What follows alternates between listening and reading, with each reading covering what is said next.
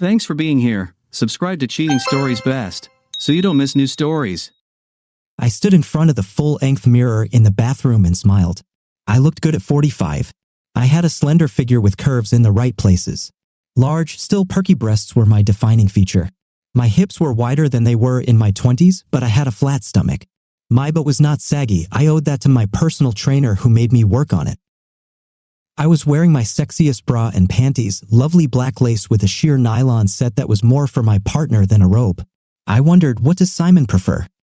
I pushed that thought aside as I put on the red dress my husband loves so much. It was short but still tasteful, showing just enough cleavage to seduce and attract attention without being overly revealing. It was super sexy for my husband. I sat down at the dressing table and straightened my hair in anticipation of my big night. I got my hair done, expensive but worth every penny. I put on light makeup. I knew Simon liked this look better as he mentioned it as one of my best features. We had lunch several times a week, and at some point, our conversations turned to personal matters. Simon was dashing. I know that's an old-fashioned description, but it fits him perfectly. He was my age, impeccably dressed, and carried himself with a class last seen in actors from those old movies my husband loved so much. I didn't mention that he's handsome. Simon has a square jaw, a proud Roman nose, and the most amazing blue eyes I've ever seen. His body was sculpted from his dedication to training, which marked the beginning of our transition from simple collaboration to something more personal. One day, he commented on my fitness and asked where I trained. It was a breakthrough from talking about work to personal conversations. He began to flatter me, and I assumed that this was how all workplace romances began: simple pleasantries, a compliment on my dress, a mention of my change in hairstyle, an innocent touch, the beginning of the downfall of a previously happily married woman. This evening, we had to intensify our casual relationship. Simon suggested we go out for dinner and have martinis. It took me 2 days to agree. It wasn't that I was unhappy with my husband. I think we were just comfortable with each other. Simon was like a new drug, another high that thrilled my senses and made me addicted. After my makeup was carefully applied, I smiled to myself. I knew that he would love me like this. I planned to knock him down and I wouldn't fail. I have to be perfect. My thoughts were distracted by the opening of the garage. Joe was on time as usual. He was a creature of habit. I calculated everything. I knew exactly when he would walk through the kitchen and notice that dinner wasn't ready. He looked around the first floor looking for me and found nothing. I wanted him to find me dressed for an evening walk around the city, a big part of my plans for the evening, the reveal.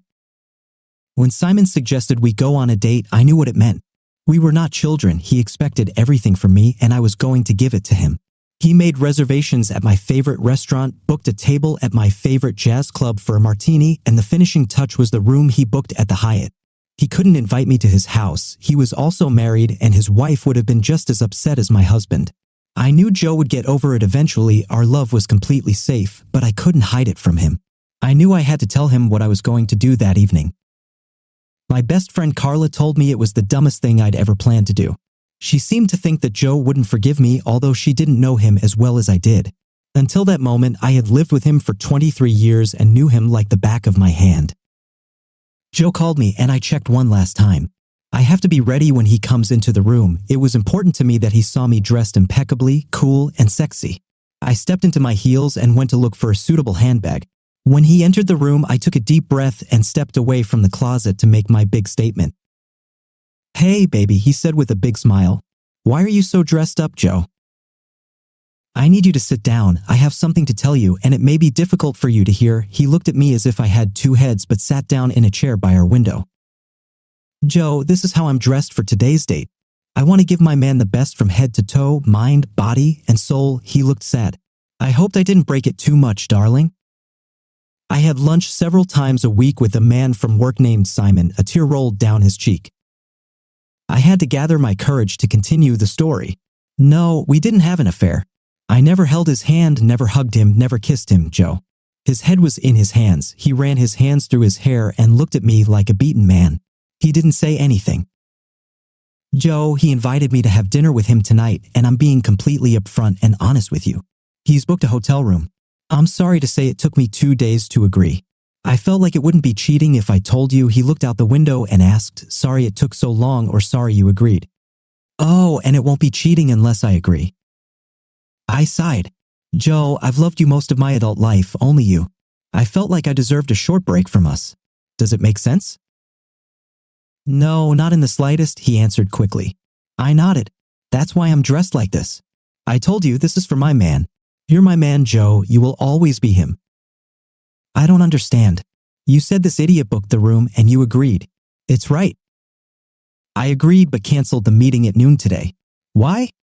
I was sitting at my desk and got excited, really turned on, but it wasn't because of Simon. I was looking at a photo of us on the beach in Cancun. You were shirtless and wearing your swim trunks. God, you look so good in this photo. At that moment, I realized that I didn't need Simon. I already have you. He turned away from me. I walked up to him and hugged him from behind. Joe, I know I have to confess what I was going to do. I was such a fool and I'm so sorry. I was hoping that you could forgive my momentary stupidity and invite me somewhere tonight. I took Simon's words as if they were for you and me and not for him. First of all, I felt him take a deep breath. Joe, my love, what about Simon? Then I smiled and turned to face him. I called his wife and told her everything. Simon has a bigger problem than me canceling my appointment with him. You agreed anyway. I know, and I have to live with this mistake, but please show me mercy, I admitted. He snorted. You only did it to ease your conscience. I fell to my knees. Please forgive me, I was a fool. He lifted my chin and said, I will forgive you, but you betrayed my trust. I will never forget this. I know I will never give you a reason to doubt me again. After this confession, I pleased him in all the positions in which he desired me. I obeyed orders and did everything he came up with in his perverted head. We had such hard sex as if he was punishing me for shaking my trust. At some point, I moaned, as did he, and we came to the finish line. He pulled me away from him and frowned at me. This won't fix us. I knew it didn't go away with our sex or our date. A year later, the emotional pain was still very much alive. He was not quite the same as before, and I felt it. The sex was a little rougher. My phone wasn't always where I left it, and once or twice, I thought he was following me. Breaking someone's trust is the worst thing you can do. It's like fixing a broken plate. It's fixed, but it will never be as strong as before. I have to live with this, and it's hard. Some will say that I shouldn't have told him because why hurt him? Others will say that he should have divorced me because I am cheating, just waiting to happen. It's hard to argue with this, but I know myself. I know I won't fall. I may have been close to it, but I came out of it and put the lid on it. I'll never go that crazy again. Thank you for listening to this story. Now here is another exciting story for you to read. I hated my father when I was little. I had a favorite soft doll. She was affectionately called my Bieber. I carried my Bieber with me everywhere. I loved this doll so much that I could not part with it no matter who tried to take it away from me. My cousins always tormented and teased me by playing stay away, but I knew the secret of how to get Bieber back. All I had to do was cry and the boys would quickly stop playing their games. One night, I left it in the yard soon after dinner. I remembered that I had left my favorite doll. We lived in the village then. When I say it was dark outside, I mean pitch black. It was that kind of darkness when you walk down a dark alley and who knows what evil villains are lurking in the dark. These evil villains could range from scary monsters to zombies and ferocious animals with huge pointy teeth. To make matters worse, dark storm clouds were approaching and my Bieber was about to be washed away by the rain. But don't be afraid, I knew what to do. All I had to do was cry, and I was sure my father would come out, challenge the darkness, defeat all the monsters that hide in the shadows, and return my doll. After all, no one likes it when a girl cries. All the boys melt and do what I want when I cry. Not my father. No, he had the nerve to tell me to go myself, despite all my tears, sobs, and pouts. How could he do this to me? Didn't he love me? And just think, he had the audacity to ask me, if you love her so much, why did you leave her in the yard? Before I could answer this question, he said, if you really love your Bieber, you will face your worst nightmares to save her. Well, I'll show him. I stomped straight to my room, slammed the door, and cried all night. Mom tried to console me. I even heard them screaming downstairs. Mom knew the rule about what boys should do when girls cry. With every lightning strike and thunderous roar, my heart broke. My dad doesn't love me enough to go after my Bieber. Didn't he know he had to do this? I loved my Bieber. It's not my fault that I forgot about it in the yard. Needless to say, when morning came, I didn't have my doll. Okay, I'll just go and give my father the silent punishment. I've seen my mother do this many times. I even heard her talking on the phone to other boys, making fun of my father. Although I did not understand everything she said, she could even make him sleep on the couch when she was really angry with him. I couldn't wait to learn it. I was sure that my mother would teach me these abilities when I grew up. When I went outside and started looking, I simply couldn't find her. The storm must have washed it away. I started crying again, but now my father responded to my tears. He came up to me and asked what happened. I refused to answer him. I simply crossed my arms and gave him an angry, pouty expression, frowning my brows and pursing my lips. I just stared at him. I've seen Mom look like that when she's angry. Maybe this will work for me. Not a chance. My father just laughed and told me to go get the mail. I stood my ground. I wasn't going to let him laugh at me like my cousins did. I was going to become just like my mother. She just had more practice with it. Although I admit when my father raised his voice and demanded that I go get the mail, I lost my resolve. The last thing I wanted was to be whipped, not that my father had ever laid a hand on me, but the tone of his voice was quite intimidating. So I walked down the gravel path to the mailbox. Along the way, I kicked a rock or two, pouting my lips and muttering curses about how I wished my father would go away forever or how he needed to stay in the dark with all those monsters. Let's see how he likes it. It was my favorite stuffed toy, and he didn't care. When I approached the mailbox, the tears flowed even more than before. But these were not tears of sadness, these were tears of joy. In the mailbox, protected from the heavy rain the night before, lay my precious Bieber. It was not destroyed, she wasn't lost, she was safe and sound and back in my arms. I will never let this happen again. I promised Bieber over and over that I truly loved her and would never forget her again. I hated my father while I learned that the crying game wouldn't work on my dad. My mom refused to give up, the screams did not stop, the doors slammed, the dishes broke, and the phone calls when my father was not at home became more frequent. I never really heard what my mother was saying because she was always whispering on the phone, but I heard her giggle. Besides, she always hung up the phone when her father entered the house. One night, there was no shouting or screaming, no crying, no tears. Mom simply went into her room, packed a couple of suitcases, and left the house. A strange man in a red pickup truck was waiting for Mom in the driveway. She threw her suitcases into the back of the truck, climbed into the cab, and never looked back. I couldn't believe it. Mom left. Who will teach me the rules of the game of tears? Who will show me the pouch she used on my father to make him sleep on the couch? She had to teach me everything. Of course, my father spent hours telling me that her leaving was not my fault, that this is a problem between him and his mother. He said they both love me, but they need some time to sort out their differences. I was so angry at him for making my mom leave. I even spat back at him. If you really loved her, you would face your worst nightmares and follow her. Let me tell you something about my father. He was a big man, at least in the eyes of a child.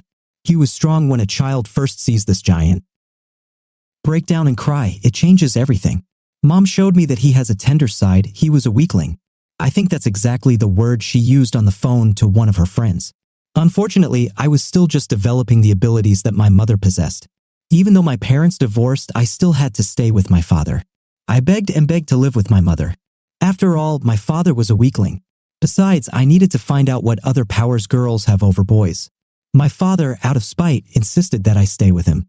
He made sure that I never saw my mother in court or during divorce proceedings or even when I spoke with the judge. He made sure she was never there. In fact, he went so far as to force me to spend only one Christmas. All my other divorced friends said they loved Chris. Instead of one family Christmas, they have two. Some of them told stories about how one parent always felt guilty and smothered them with gifts, while the other gave several gifts, but they were very expensive. Why did I never get this? Why didn't I have this power? Look, this is all my father's doing. If I lived with my mother, I would know how to spend 2 Christmases. I hated my father. When I got older and went to high school, I hated doing homework. I hated going to class, especially biology. Do you know how disgusting it is to dissect a worm? It was even worse when we had to slaughter the pig. The stench was somehow ferocious. It was like going to the boys' locker room after football practice. Who cares about anatomy? Who cares about recessive genes and chromosomes? It's not like you hear people talk about it in real life. Luckily, I discovered that there are others who hate their parents as much as I hated my father. I will have every chance to spend time away from home and from my father. Even though I knew that my friends hated their parents, I was jealous of them. They would live in these huge houses. They had the latest gadgets, computers, and everything. My father never had anything like this. This was another reason to hate my father. He didn't buy me all the cool things. This was another loss of mine. No dating was the worst. I went on a date with a very nice guy. He did things that made my heart race, whether it was speeding through town at nearly 100 miles per hour or breaking into places we weren't supposed to be. The danger and excitement made my heart race. I was caught between fear and this roller coaster rush of adrenaline. So when the boy kissed me, it felt like my whole world was spinning. My head was floating in seventh heaven. This boy took me to heights I never thought possible. Unfortunately, my father had a way of quickly bringing me back to earth. When the boy dropped me off at the house, my father was already waiting for us. He had a pair of shotguns that he was conveniently cleaning as we pulled into the driveway. He made me come up to my room so he could chat with my boyfriend. Needless to say, I never dated this guy again. From that very night, the boys refused to meet me out of fear of my father. I knew crying on the stairs wouldn't help me. If I'm gone all evening, he'll just come looking for me. This was even more awkward than the gun cleaning incident. I couldn't believe my father was doing this to me. He was ruining my life. Just because his mom left him for some handsome guy doesn't mean he can take it out on me. But there comes a time in a child's life when he begins to look at his parents differently. While under house arrest for yet another violation of my father's rules, I decided to clean out one of the closets. After all, it was a place where I could put my clothes and shoes. While I may not have had many of the latest toys, gadgets, and electronic devices like all my friends, I had all the clothes I wanted. Walmart might not have been as fancy as Aeropostale or Abercrombie & Fitch, but getting 3 t-shirts for the price of one made sense to me. I worked hard for money and I wasn't about to throw it away on a blouse that would be out of style by next year. Okay, maybe my father's teaching wasn't so bad. His closet was in desperate need of cleaning. Time must have forgotten about this place because there were cobwebs everywhere. Okay, maybe not everywhere, but there was definitely a lot of it, the one you can't see, the one that gets in your hair and sticks to you no matter how many times you try to take it off. Some of the clothes hanging in that closet were definitely from a time warp. I couldn't believe that people would actually wear some of these things on purpose. While putting old clothes into trash bags so they could be given to Goodwill, I found my parents' wedding album and a few other souvenirs. Leafing through the album, despite the outdated fashion and long-forgotten hairstyles, my mother looked simply gorgeous in her white wedding dress. Her eyes showed love for my father. In addition, my father, who never wore a tie or jacket, looked very impressive in a rented tuxedo. Picture after picture brought back memories of when my parents were together when they were in love. But just like the faded photographs and the dust-covered album, that was so long ago. Yet, seeing my father in a much happier state of mind was completely different in recent years since his mother left. There was neither a sparkle in his eyes nor a spring in his gait. The only time I saw a glimpse of this reaction was when I received some kind of award from school. No matter how stupid it was, no matter the function or reason, my father was there to encourage me. In my opinion, he did this to confuse me to no end, but after I looked at these photos, my mind began to wonder if I was seeing everything clearly enough. Moreover, I have never seen my mother at these events. Putting aside the photo album, I came across a collection of letters. Judging by the size of the container, it contained a ton of love letters. It's amazing how sentimental they can be. It's not like now where people post their status on Facebook or tweet about their feelings for someone or even send a funny face. No, these letters were long and drawn out. They even had these funny little things on them called stamps and postal dates. This is probably what my teachers were talking about when they talked about the Pony Express. It may only have been a month, but I can't believe how much I love you. I see the sun shining in your hair, and your smile warms my heart. Your beautiful brown eyes have bewitched me. With just one word, I would reach to the very heavens and pluck out a shining star just for you. There's nothing I wouldn't do for you. I would go to all ends of the earth to return your golden fleece. Your beauty is incomparable, and the fact that you even entertain the thought of loving me back is very similar to Aphrodite and Hephaestus. You are my Venus, you are my Juliet. This is just an excerpt from one of my father's love letters. They were long and bright. My father was such a romantic then. What happened to this magic? What happened to that spark? Apparently, Mom loved these letters because she saved so many of them. However, as I quickly examined the envelopes in the other bundle and the handwriting on them, I noticed that something had changed. These letters at the back of the container were very different. They were short. They focused on physical sex rather than emotional love. They used vulgar language rather than poetic expressions of love, and yet the author used the words, "I love you." Why did Mom have them? It definitely wasn't written by my father. To make matters worse, these letters were dated after my parents' wedding. What's happening? The first set of letters was romantic and sweet and could melt a girl's heart. They focused on love and life together. In the second bunch, the letters were rude and unpleasant, focusing on the physical and vulgar. The grammatical and spelling errors were enough to make me want to throw up. However, my stomach turned when I came across the latest discovery in this closet. It was from a laboratory in California. The contents of this letter changed my life forever. This changed everything. Except one thing. I hated my father. How could he hide the secret from me? Although if I really thought about it, it shouldn't have come as a surprise. My father wore his hair high and tight. It was dark brown. Mom always loved the way her long brown hair fell in dark curls over her shoulders. Even in their wedding photographs, their brown eyes shone with love and happiness. Maybe my blonde hair and blue eyes were just recessive genes. That's what they taught in biology. How could my father be so mean and hide the truth from me? The official letter said that I was not my father's daughter. How could he do this to me? Why did he hide my real father from me? He must have forced my mother not to tell me anything. I never knew that he was not my real father after everything he did for me. I can't believe he could lie. He made me call him Dad. I needed answers, and I certainly couldn't trust a man who had hidden it from me my entire life. No, I needed to find my mom and get her to tell me what was going on. Maybe then she will explain how she could marry such an evil monster like my father. Tracking her down took more effort than I thought. I called my grandparents, but they haven't seen her since she left my father. All the aunts and uncles didn't seem too interested in her whereabouts. I was ready to give up when, while reading the newspaper, I came across a police note. There was a domestic dispute at one of the trailer parks, and the name of the mother and some other guy were listed there. I'll finally get answers.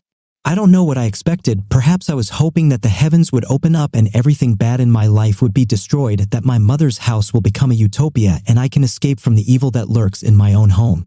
Unfortunately, this was not the case. Instead, the front yard of this trailer park was littered with dirt and debris. Was the owner running a junkyard or just holding a sale for the last 2 years?